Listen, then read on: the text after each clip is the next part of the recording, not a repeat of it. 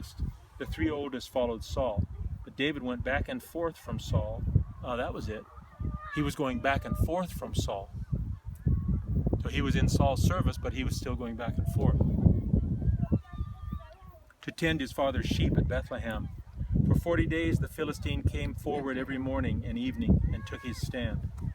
Now Jesse said to his son David, "Take this ephah of roasted grain and these 10 loaves of bread for your brothers and hurry to their camp. Take along these 10 cheeses to the commander of their unit. See how your brothers are and bring back some assurance from them. They are with Saul and all the men of Israel in the valley of Elah, fighting against the Philistines." Early in the morning, David left the flock with his shepherds, loaded up and set out, as Jesse had directed.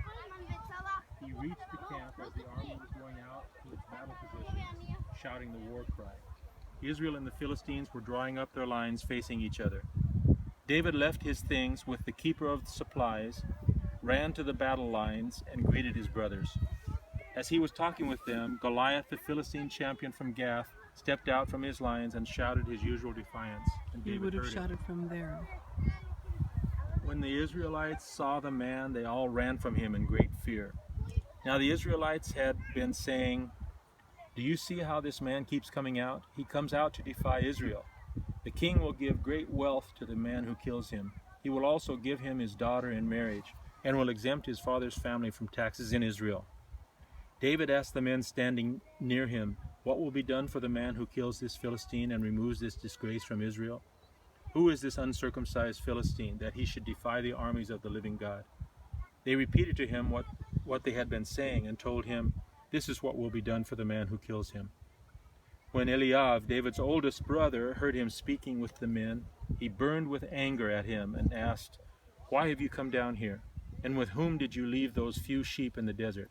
I know how conceited you are and how wicked your heart is. You came down only to watch the battle." It's interesting because I read this morning. David was called the man after God's own heart. And his oldest brother says, "I know how conceited you are and how wicked your heart is." He was, he was a little misjudged. Wow. "Now what have I done?" said David. "Can't I even speak?" He then turned away to someone else and brought up the same matter. And the men answered him as before. What David said was overheard and reported to Saul, and Saul sent for him. David said to Saul, "Let no one lose heart on account of this Philistine. Your servant will go and fight him." Saul replied, "You are not able to go out against this Philistine and fight him. You are only a boy, and he has been a fighting man from his youth." But David said to Saul, "Your servant has been keeping his father's sheep. When a lion or bear came and carried off a sheep from the flock, I went after it, struck it, and rescued the sheep from its mouth.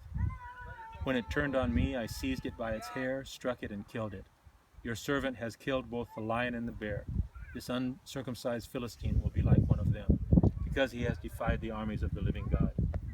The Lord, who delivered me from the paw of the lion and the paw of the bear, will deliver me from the hand of this Philistine." The more I think on this and so forth, it's so obvious.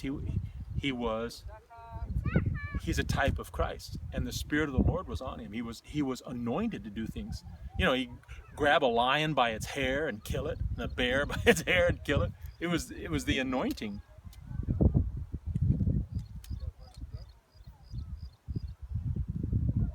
Saul said to David, "Go, and the Lord be with you."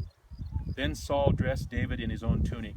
He put a coat of armor on him and a bronze helmet on his head. David fastened on his sword over the tunic and tried walking around, because he's not used to them. "I cannot go in these," he said to Saul, "because I'm not used to them." So he took them off. Then he took his staff in his hand, chose 5 smooth stones from the stream, and the stream is out in the bottom of the valley there. Where, Stan? You'd have to, in different spots, you'd have to hunt for it. It's dry.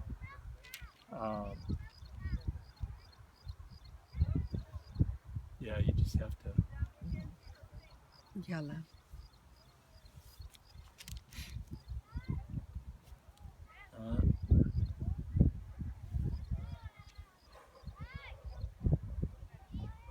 But you and Jesse found it, right?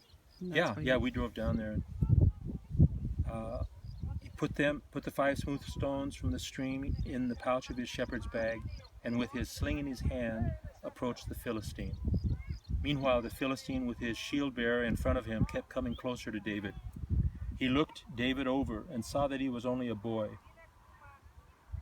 ruddy and handsome, and he despised him. He said to David, "Am I a dog that you come at me with sticks?" And the Philistine cursed David by his gods. "Come here," he said, "and I'll give your flesh to the birds of the air and the beasts of the field." David said to the Philistine, "You come against me with sword and spear and javelin, but I come against you in the name of the Lord Almighty, the God of the armies of Israel, whom you have defied. This day the Lord will hand you over to me, and I'll strike you down and cut off your head. Today I will give the carcasses of the Philistine army to the birds of the air and the beasts of the earth, and the whole world will know that there is a God in Israel. All those gathered here will know that it is not by sword or spear that the Lord saves, for the battle is the Lord's, and he will give all of you into our hands." As the Philistine moved closer to attack him, David ran quickly toward the battle line to meet him. Reaching into his bag and taking out a stone, he slung it and struck the Philistine on the forehead. The stone sank into his forehead, and he fell face down on the ground. So David triumphed over the Philistine with a sling and a stone. Without a sword in his hand, he struck down the Philistine and killed him. David ran and stood over him. He took hold of the Philistine's sword and drew it from the scabbard. After he killed him, he cut off his head with the sword. When the Philistines saw that their hero was dead, they turned and ran. Then the men of Israel and Judah surged forward with a shout and pursued the Philistines to the entrance of Gath and to the gates of Ekron. Their dead were strewn along the Sha'arim road to Gath and Ekron. When the Israelites returned from chasing the Philistines, they plundered their camp. Gath and Ekron, this way, towards the sea, Mediterranean Sea. David took the Philistines' head and brought it to Jerusalem, and he put the Philistines' weapons in his own tent. Ifa Yerushalayim. It's up above and a little further north. So like there. I don't know why he took it to Jerusalem. Jerusalem was a Jebusite city. I don't understand that. He had a connection already with Jerusalem, perhaps. It's interesting.